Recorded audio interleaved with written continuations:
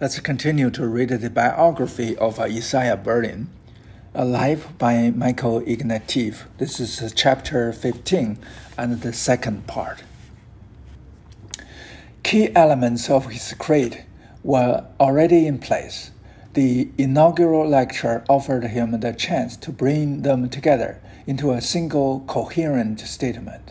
He recasted the earlier contrast between liberal and romantic conceptions of freedom into a sharper distinction between negative and positive liberty.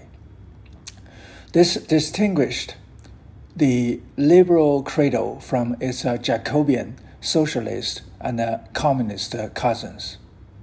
As he put it, with blunt succinctness, liberals want to curb authority as such, while the rest want it placed in their own hands.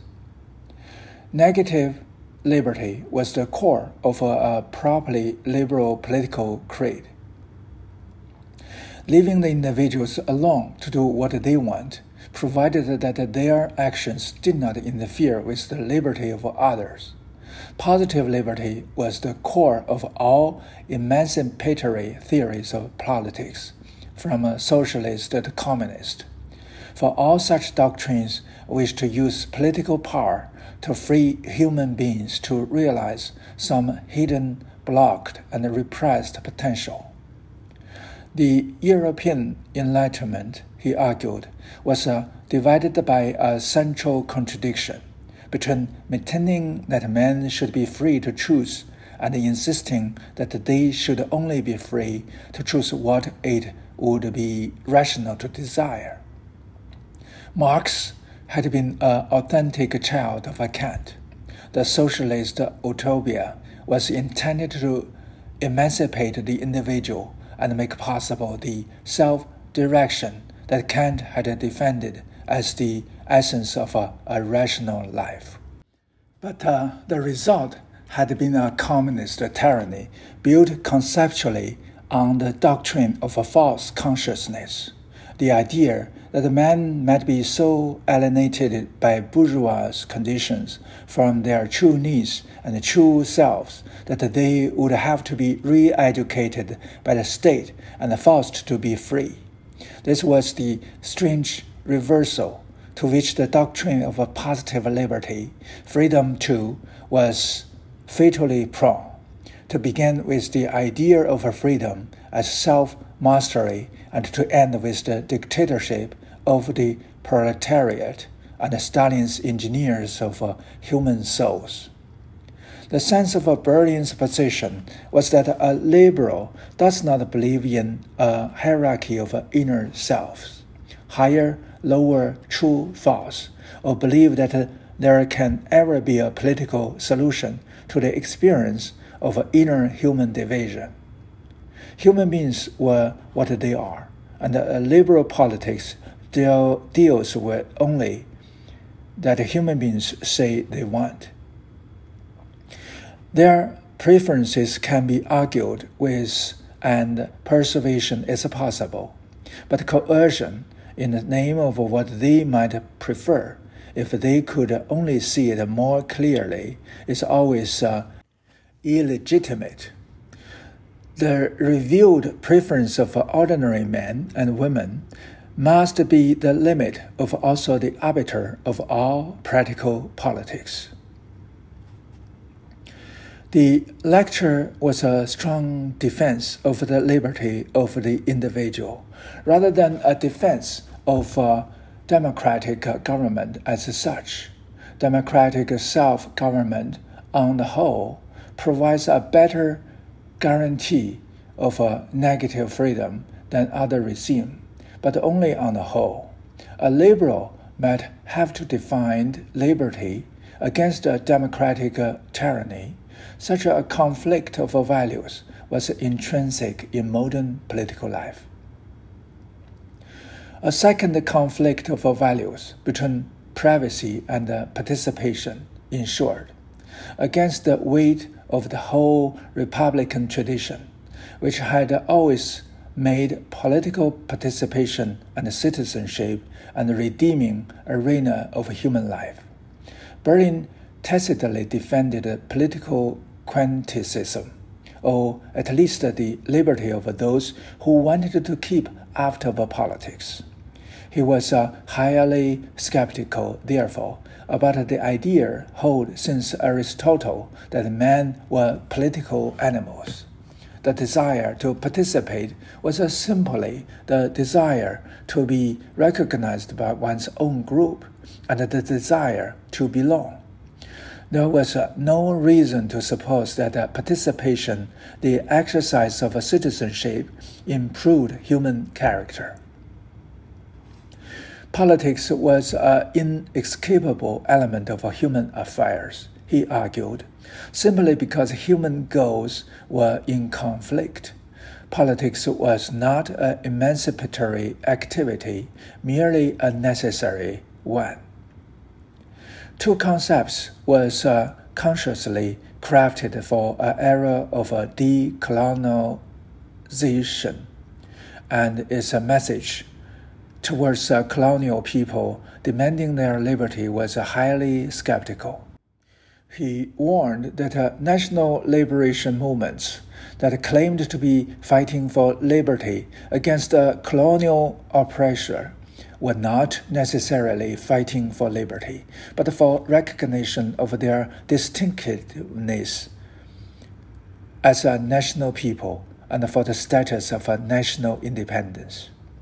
Berlin was not unsympathetic to these instincts. Indeed, as a Zionist, his liberalism was unusually receptive to this craving for recognition and status.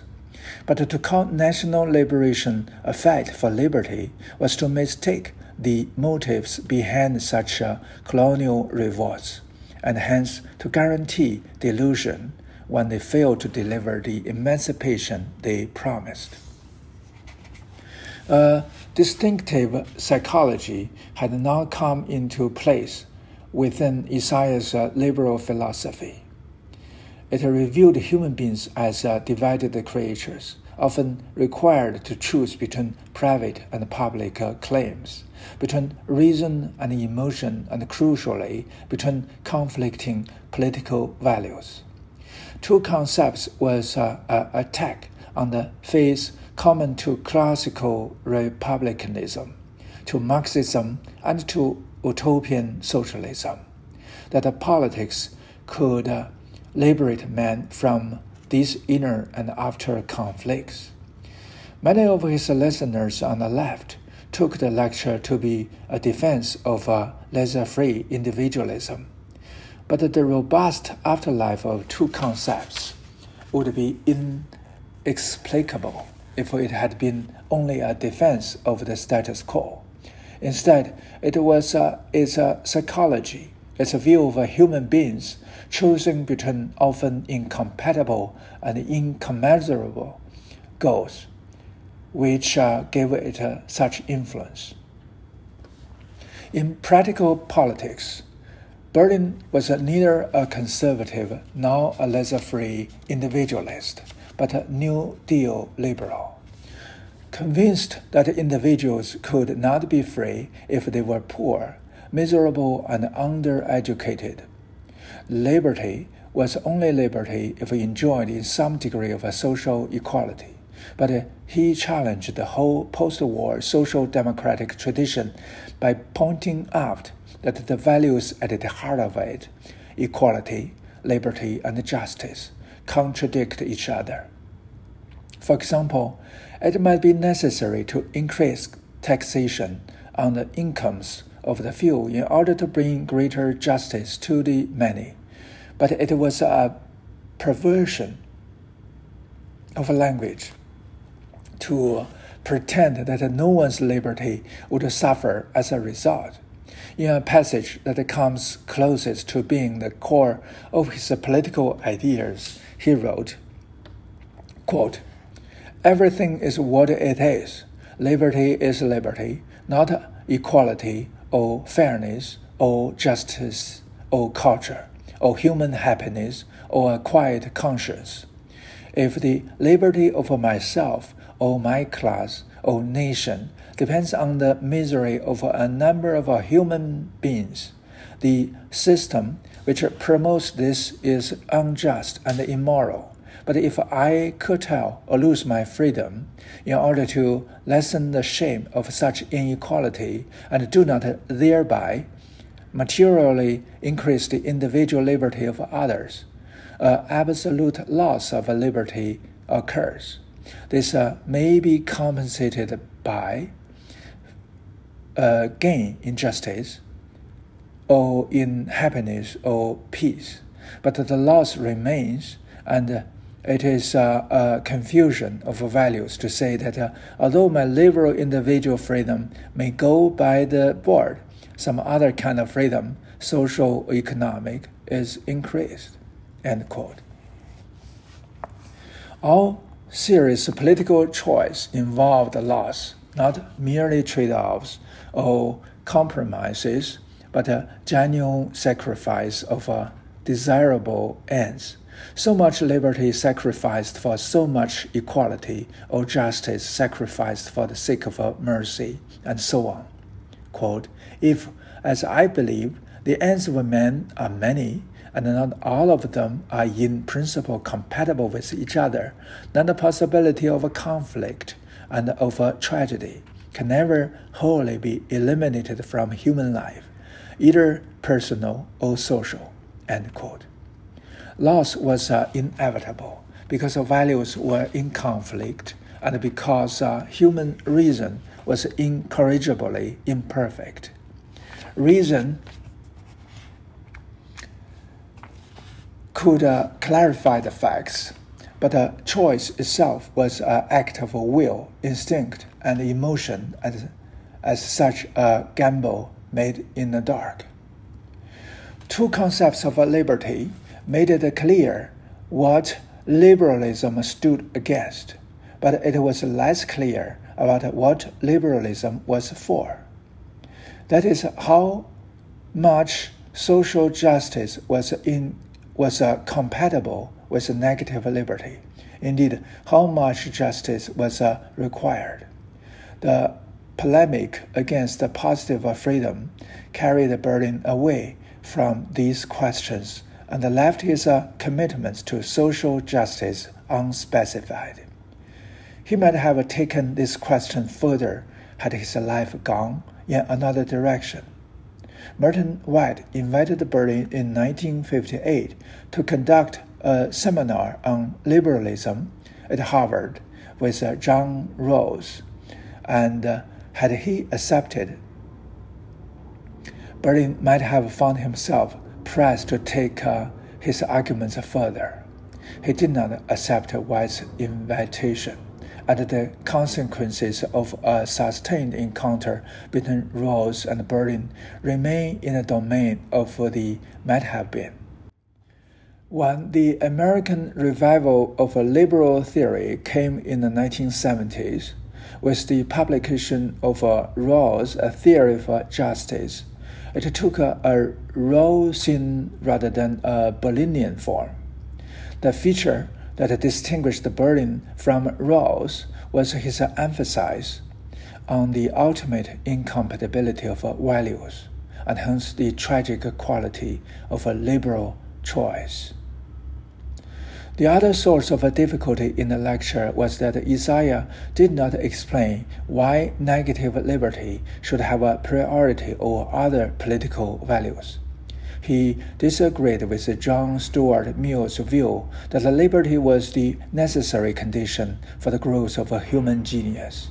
As his own visit to Akhmatova had taught him, individual genius could flower under the most adverse and illiberal conditions.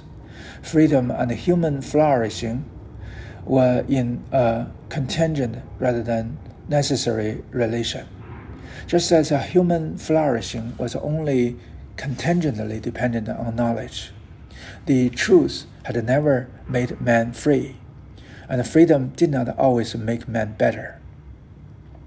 Berlin's central objective was to separate a defense of liberty from any claim that it had emancipating or improving effect on human nature. Indeed, the only defense he offered of liberty's priority in politics was in terms of pluralism. If values were in conflict, then liberty's priority was procedural.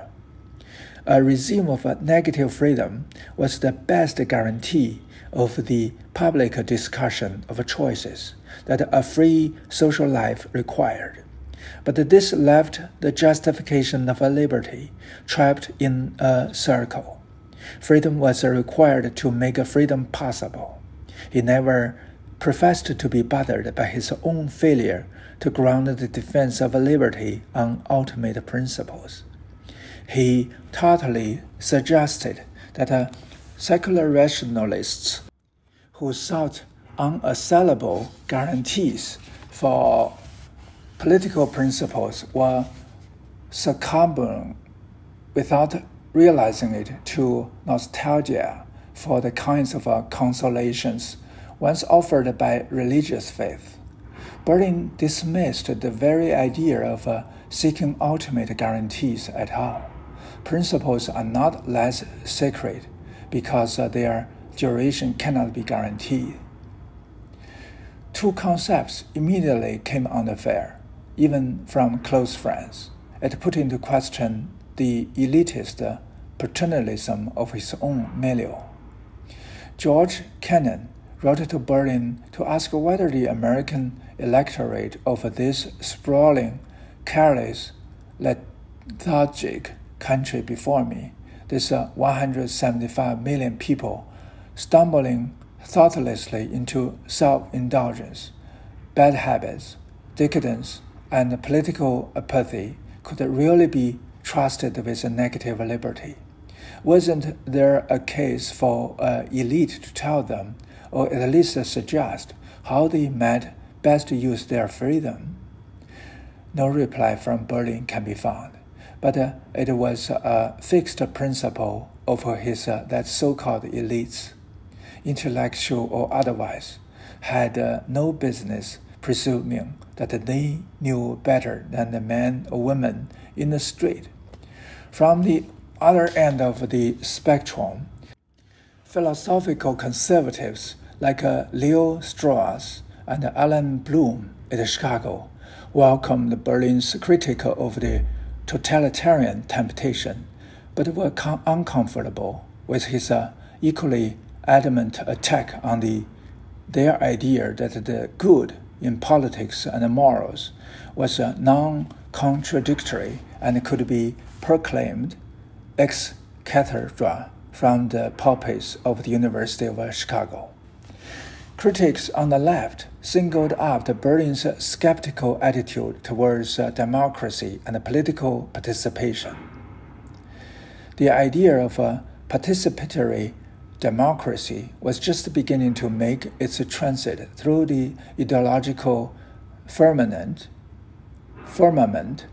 of the 1960s, and Stephen Lucas, a young tutor in Oxford, argued that the two concepts might be seen as an apologia for voter apathy. Berlin replied he said the same to Bernard Crick, that he believed in citizenship as much as any liberal. What he refused to believe was that citizenship made men better. Karl Popper wrote to Berlin to congratulate him on his lecture, but also to criticize him for attacking the Kantian idea of men emancipating themselves and achieving self-mastery. Again, Berlin held firm to his central theme, which was to dissociate the defense of liberty from liberation, personal or social. A rather different defense of the ideal of self-realization came from the Canadian philosopher Charles Taylor. He argued that Berlin's account of positive freedom was a caricature. Kantian self-realization did not necessarily lead to totalitarian tyranny. Individuals could use their freedom to transform themselves through knowledge and self-understanding. Liberty had an emancipatory potential. If this wasn't realized, Berlin's defense of liberty collapsed into a mere apologia for laissez-faire. It gave no adequate account of why freedom mattered so much to individuals. Isaiah was no controversialist, but he gave no ground on that matter. It seemed to him that the conflicts that might reach within the self were incorrigible. Emancipatory justifications for freedom, finances rather than confronted this difficulty. For individuals disagreed about what emancipation might mean and what forms it should take. The impression that he was a thinker who buckled under pressure is false. It is the unyielding quality of his skepticism that has guaranteed intellectual longevity to his work.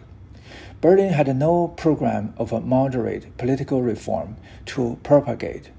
He was not interested in enjoying or cultivating active political influence.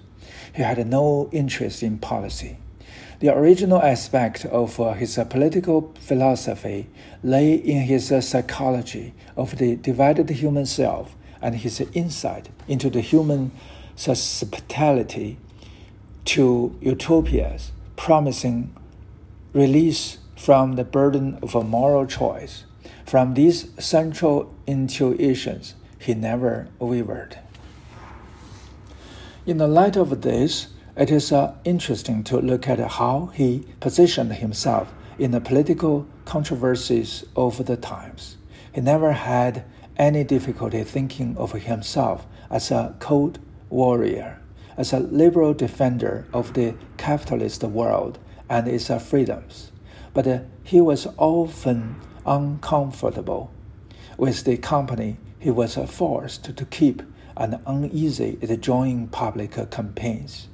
In 1956, Anthony Blount, director of the Courtauld Institute, appealed to Berlin to sign a declaration condemning the Soviet invasion of Hungary.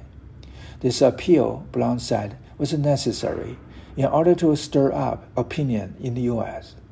The incident highlighted all the dangers of joining the stage army of the good.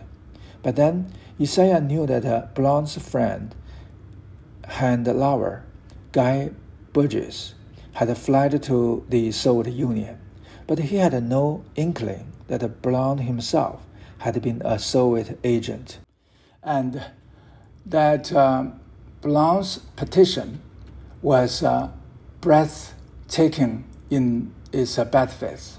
Yet Berlin's loathing of the regime behind the Iron Curtain never wavered, and over the next decade, he continuously signed appeals on behalf of imprisoned Hungarian dissidents such as István Bibel and Tibor Deri. Berlin was also unusual among liberals of the 1950s in not being taken in by the Khrushchev thaw. A visit to Moscow in the summer of 1956 as a honeymoon journey with Allen left him convinced that the Soviet regime was still expansionist and repressive at heart. The Politburo, whom he had met at an embassy reception, made him think of a thuggish group of Oxford College porters, at once smooth and brutal, class-conscious and corrupt, hideously jovial, and with an easy, gangster-ish flaw of sentimental reminiscence. During that visit to Moscow, Berlin took Allen to visit Pasternak at Presdekino.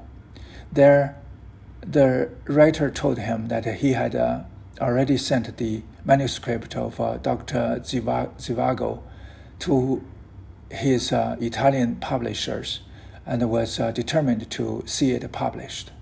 Berlin begged Pasternak to consider the consequences for himself and his family. Martyrdom was a moral temptation like any other and should be resisted. Pasternak flared up, and Isaiah knew it was hopeless to press his case. Back in his room in the British Embassy in Moscow, Berlin read the manuscripts, one of the first Westerners to do so, and concluded immediately that it was a masterpiece. On his return, Isaiah was instrumental in securing British publication of Dr. Zhivago, but he remained haunted by the memory of having put Almatova in danger. When Dr. Zhivago appeared in the autumn of 1958, Berlin was appalled that his Oxford colleagues and friend Georgia Kotov read portions of the manuscript on the Russian service of the BBC.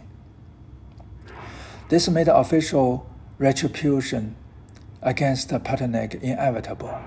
Berlin broke angry with Katkov over the issue.